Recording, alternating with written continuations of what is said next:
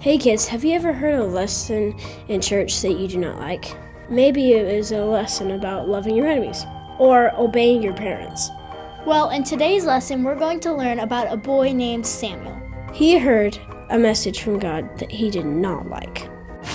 Young Samuel lived at the tabernacle with a priest named Eli.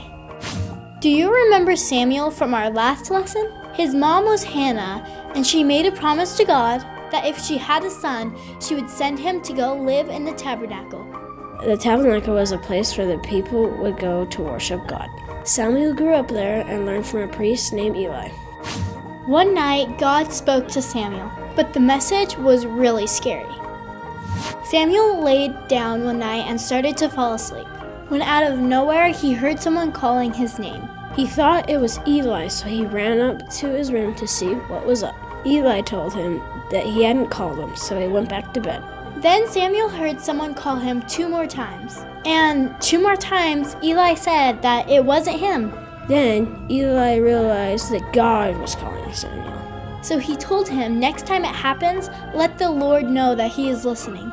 Samuel did exactly that the next time he heard the voice. He said, "I'm listening, God."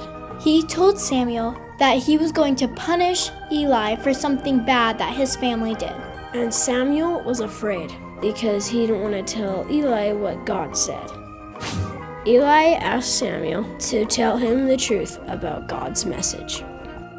And the next morning, Eli asked Samuel what God had said. Samuel was really scared, but he told Eli the truth. He told him that God was going to punish him and the rest of his family.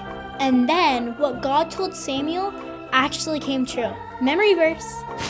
As Samuel grew up, the Lord was with him, and everything that Samuel said proved to be reliable.